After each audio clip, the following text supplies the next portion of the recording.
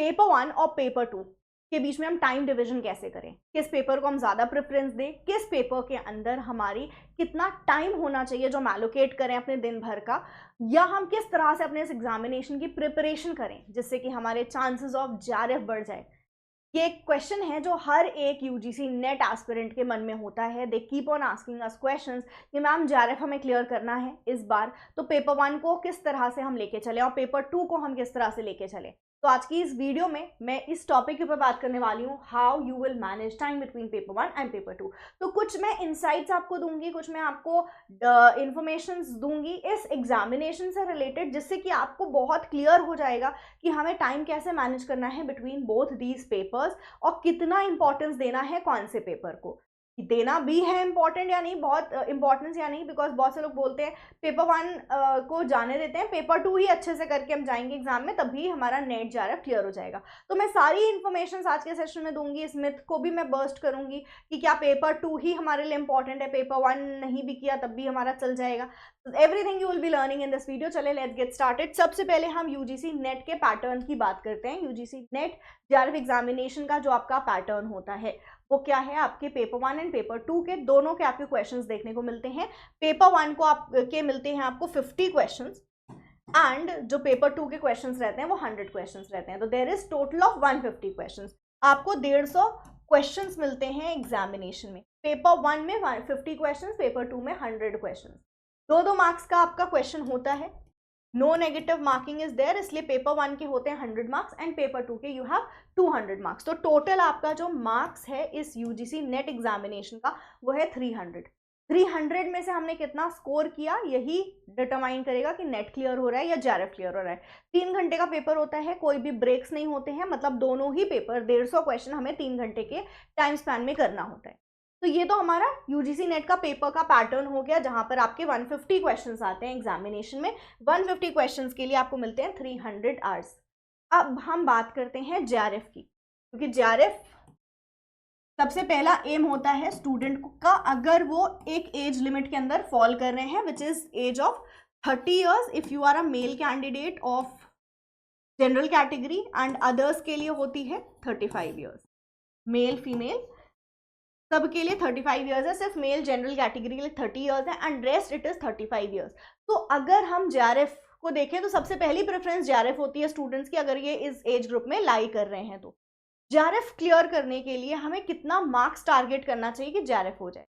On an average हम कहते हैं 70% आपके जो टोटल मार्क्स हैं, अगर आप उसको टारगेट करके चलोगे तो जेआरएफ के लिए आप एक सेफ स्कोर में रहोगे, एक सेफ जोन में रहोगे। 70% मतलब of total marks, that is 70 को अगर आप 70% निकालोगे टोटल मार्क्स का, दैट इज 300 का, तो आपको एक सेफ जोन पता लग जाएगा एंड वो क्या होगा 210 मार्क्स। तो सबसे पहला जो हमें दिमाग में रखना है कि अगर हम जेआरएफ चाहते हैं तो अपने पेपर में हमें कम से कम 210 मार्क्स का टारगेट रखना होगा। इसे कम रखोगे तो चांसेस ऑफ जेआरएफ बहुत कम होंगे, इससे ज़्यादा ही टारगेट रखना है, बिकॉज अभी इस बार हमने कुछ पेपर में 230 तक भी आपका कट ऑफ जाते हुए देखा है। तो ये मिनिमम टारगेट हमें रखना है 210 हमारे पेपर के अंदर, अगर हम जेआरएफ को एम कर रहे हैं तो।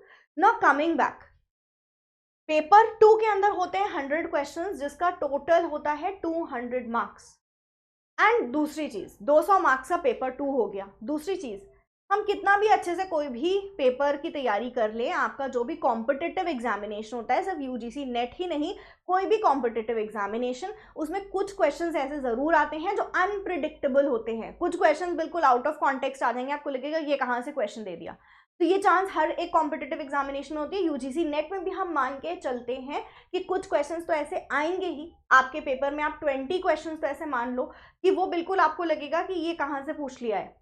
तो आपके पेपर 2 में भी ऐसे कुछ क्वेश्चंस होंगे। चलो मैं मान लेती हूँ कि आपके 100 में से 15 क्वेश्चंस ऐसे आ गए जो आपको बिल्कुल पढ़े हुए नहीं आए हैं। आप तुक्का लगा सकते हो, 1-2 क्वेश्चन सही भी हो सकता है, मतलब रह गए हमारे पास 100 में से 80 क्वेश्चंस। 80 क्वेश्चंस में से भी हम सारे 80 सही करें उसकी भी चांस बहुत कम होती है। मतलब आप पेपर 2 कितना भी अच्छा कर लो, कुछ ना कुछ तो रह ही जाएगा, है ना।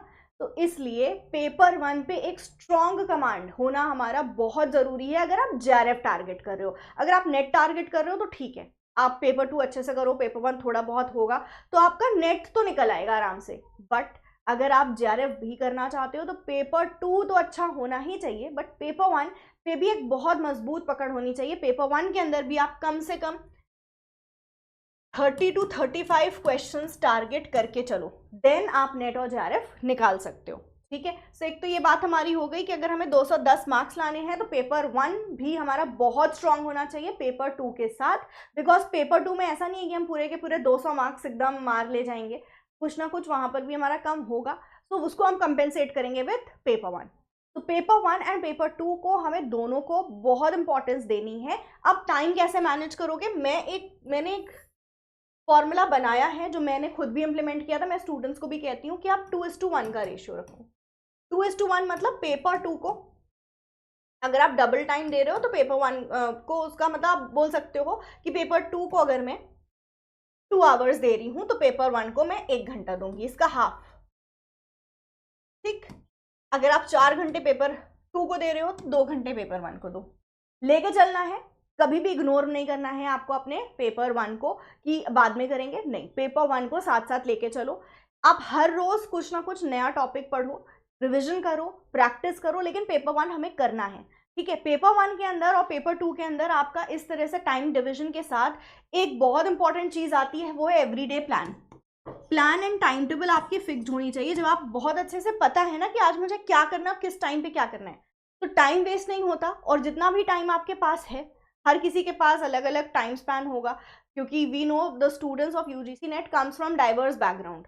कोई जॉब कर रहा है, कोई अभी मदरहुड फेज में है, सम आर सिंगल, तो अभी अलग अलग सबके फेजेस हैं, सबके अलग अलग टाइम है। जितना भी हमारे पास टाइम है उसको हम फुल यूटिलाइज कर सकें, उसके लिए बहुत इंपॉर्टेंट है प्लान। टॉपर स्ट्रैटेजी आप कभी भी सुनोगे, आप कोई भी टॉपर इंटरव्यू सुन लो उठा के, तो they have a very clear goal कि अभी मुझे मॉर्निंग के टाइम पे क्या पढ़ना है, इवनिंग के टाइम पे मुझे क्या पढ़ना है, एंड नाइट टाइम में मुझे क्या पढ़ना है। तो you should also be very very clear कि मुझे कब क्या करना है। ठीक है, so you should be dividing your time in your 2:1 ratio and you should be having a very clear plan. इसके साथ अब पेपर 1 की मैं बात करूं, पेपर 2 तो आपका अपना सब्जेक्ट होगा, उसके अंदर आपने ग्रेजुएशन पोस्ट ग्रेजुएशन की पढ़ाई ऑलरेडी कर ली है, आपको वहां पे आपके स्ट्रॉन्ग एंड वीक एरियाज पता हैं। स्ट्रॉन्ग एरियाज जो भी आपके हैं उनके ऊपर और फोकस करो। अगर आपको लग रहा है ये टॉपिक मुझे बहुत अच्छे से आता है, आप उनके क्वेश्चंस लगाओ, प्रीवियस या पेपर्स जितने लगाओगे उतना आपके लिए बेनिफिशियल होगा।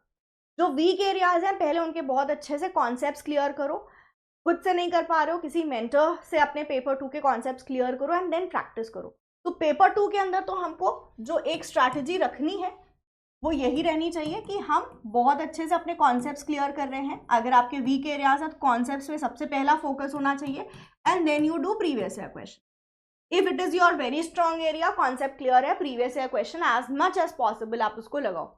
दिस इज पेपर 2 का आपको काम करना है एंड आपके सब्जेक्ट के अंदर आप वो डिसाइड कर सकते हो कि कौन से आपके वीक एंड स्ट्रॉन्ग एरियाज हैं।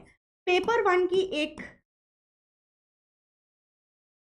डिवीजन आप करके और अपने साथ एक रिवीजन, एक प्रैक्टिस स्ट्रैटेजी अपनी बना लो और एक स्टडी स्ट्रैटेजी बना लो। उसको मैं अभी आपको बता दे रही हूँ, थ्योरी एंड प्रैक्टिकल। पेपर 1 में ना 2 तरह के यूनिट्स हैं आपके, ऑल ओवर 10 यूनिट्स जो आपके पेपर 1 के अंदर आपको मिलते हैं, उसमें आपके 2 तरह के डिविजन हो सकते हैं, one is theory and one is practical unit. Practical में आपका डी और DI, मैथ्स और RC, रीडिंग कॉम्प्रिहेंशन, ये पूरी की पूरी प्रैक्टिकल ही है। आपको यहां सिर्फ और सिर्फ प्रैक्टिस करनी है। एज वेल एज ICT के कुछ कॉन्सेप्ट्स आ जाएंगे एंड रिसर्च के अंदर भी कुछ कॉन्सेप्ट्स अब आपके ऐसे हैं जिनकी प्रैक्टिस की बहुत जरूरत है। तो आपने अपने पेपर 1 के अंदर से ये 3 यूनिट्स प्लस इन 2 यूनिट्स के कुछ पार्ट्स को अलग कर लेना है कि इसमें मुझे प्रैक्टिस करनी है। नो एवरी डे आप दिन के 30 मिनट्स इस पे रख दो, मतलब एवरी डे 30 मिनट्स में मैथ्स DI के क्वेश्चंस लगाऊंगा, एवरी डे मैं 10 मिनट RC के क्वेश्चंस लगाऊंगा। तो इससे क्या हो रहा है, आपके 7 यूनिट्स, मतलब 3 यूनिट्स तो ऑलरेडी कवर हो गए, 7 यूनिट्स का आपको थ्योरी पढ़ना है। तो आपका भी थोड़ा एक आपको वेट जो है ना वो थोड़ा लाइटन सा लग रहा होगा कि हाँ भी 7 यूनिट्स ही पढ़ने हैं पेपर 1 के। ये 3 यूनिट्स तो मुझे डेली 30 मिनट सिर्फ रखना है इसका, एंड एक कॉन्सेप्ट उठा लिया जैसे मैथ्स में फ्रैक्शन, उसके आपने कॉन्सेप्ट देख लिए, प्रैक्टिस किया ज़्यादा से ज़्यादा 30 मिनट्स के अंदर, ठीक है। आरसी आपने डेली सोच लिया कि मैं 10 मिनट प्रैक्टिस करूंगा, इस तरह से आपने अपने प्रैक्टिकल यूनिट को सेपरेट कर दिया है।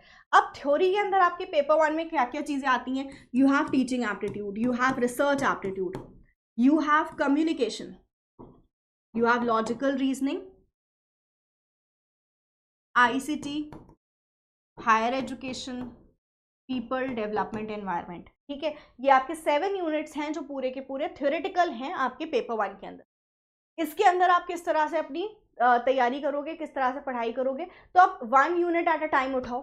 ठीक है, टीचिंग एप्टीट्यूड करना है।